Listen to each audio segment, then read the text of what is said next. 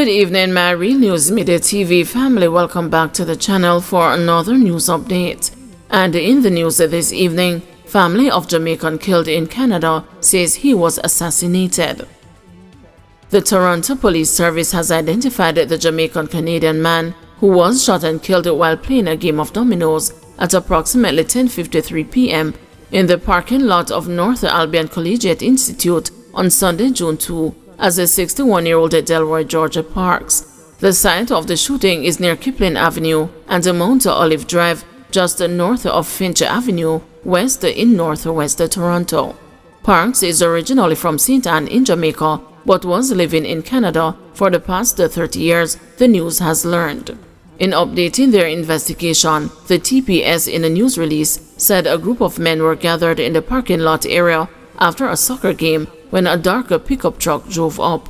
Two suspects alighted from the vehicle and shot at the group of men before fleeing the area in the truck. According to some media reports, upwards of 50 shots were fired at the group. When responding officers arrived on the scene, they located 5 wounded victims, and all were transported to hospital, where Parks, of a Woodstock address, succumbed to his injuries. The 4 remaining victims have life-altering and non-life-threatening injuries, TPS said in its update on the homicide. The police are appealing for anyone with information that can assist their investigation to come forward. Meanwhile, Parks' family describes him as a beloved father and a man of strong faith. It is with profound sadness that we announce the tragic and untimely passing of my beloved father, Delroy Parks, who many of you knew as Uncle George. A GoFundMe post organized by Jaden Parks reads. She said her father and his friends had been going to the area to hang out together for years. My life is taken away. Our life is taken away, his widow Heather told the Toronto Sun. She shared that as her husband lay bleeding to death, one of his friends called her on a cell phone and held it up to Parks. All I could hear in the background was moaning, said Heather. He was assassinated. Let's face it, he was assassinated. Heather demanded justice for her husband, an innocent victim who was shot after finishing a friendly game of soccer with his friends. Damn right, I want justice. Our world was taken from us for no reason. No reason, said Heather. So I want justice. Jaden wanted to know why someone would kill her dad. My dad was so genuine and nice, she said. I felt like my whole world was gone, she added. My dad was my world. He was my best friend next to my mom. The well-spoken 23-year-old said she just earned a degree in social work at the Toronto Metropolitan University. As the first in her family to graduate from a university, Jaden told reporters she was looking forward to seeing her mom and dad attend her June 11 graduation. On Monday, a huge grouping of police markers could be seen on the sidewalk leading up to an area where the men were shot. Jaden said her dad called it the headquarters, his home away from home for the past 30 years, where Jamaicans socialized, had barbecues, and played dominoes and soccer. Her father, an avid soccer player and a big fan of English Premier League, Arsenal, arrived in Canada more than 30 years ago from Jamaica.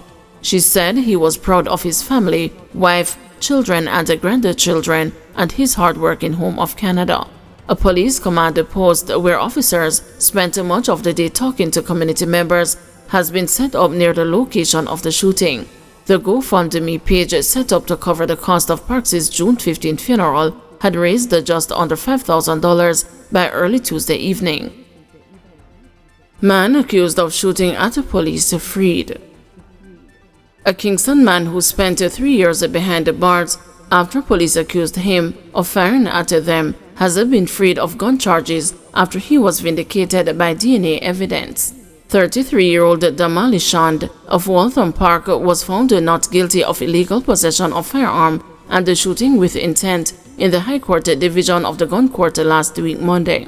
He was freed after the judge ruled that he had no case to answer following submissions by attorney-at-law Kemar Robinson during trial. Shand, who was believed to have been shot by police and injured in the buttocks, back of his head and back, was blamed for a gun that was reportedly found close to where he was shot. But Shand had denied that a firearm was found close to him or that he was involved in any shootout with police officers. DNA evidence at the trial further revealed that his fingerprints were not found on the firearm. The prosecution had alleged that on May 1, 2021, police officers attached to the Hunts Bay police station were responding to a shooting incident involving armed men in Betty Lane off Walton Park in Kingston when they were fired upon by a group of men, including Shand. The police officers fired back at the men, and shortly thereafter, Shand was found suffering from gunshot injuries.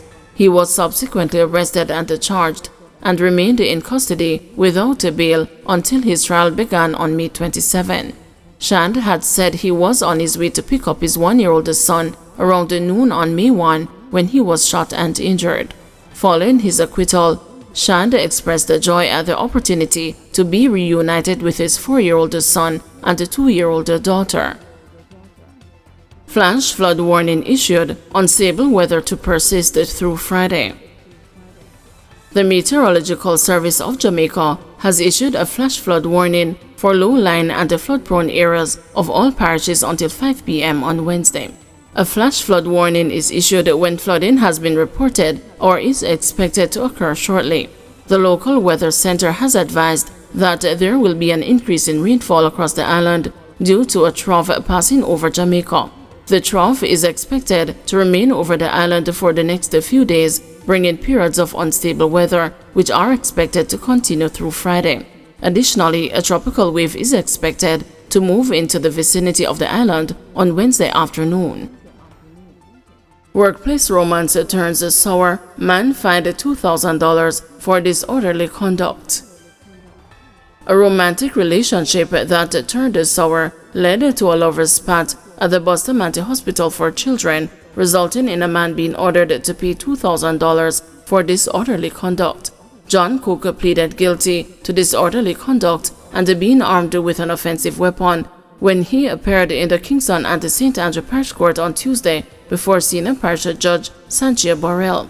According to court documents, on May 23, 2024, Cook, a porter at the hospital, attempted to physically assault his ex-girlfriend after she did not answer his phone calls. The ex-girlfriend, who also works at the hospital, reportedly retreated to her supervisor's office when the accused accosted her. It is alleged that after work, while walking to the bus stop, the complainant was approached by Cook, who was armed with a ratchet knife, and he threatened to harm her if she continued walking behind him. Allegations are that Cook then started shouting and throwing food at the complainant. His threat was reportedly made in front of officers. Pleading his case, Cook's lawyer argued that the knife he had in his possession was used by the accused to sort garbage as a porter at the hospital. Cook was also charged with assault occasioning bodily harm, but pleaded not guilty to that charge. In that regard, he was discharged. Judge Borrell inquired if the former couple was open to mediation, to which the complainant responded in the negative. Cook was sentenced to pay a $2,000 fine or serve 10 days in prison for disorderly conduct and being armed with an offensive weapon. The sentences are to run concurrently. Warning Cook before he left the courtroom, Judge Borrell said, "If you like to put your hands on people's daughter, you will be back here." PNP calling for sex offenders registry to be made public. Dr. Angela Brown-Burke, MP for St. Andrews South-Western and the chairman of the opposition People's National Party, is calling for the sex offenders registry to be made public.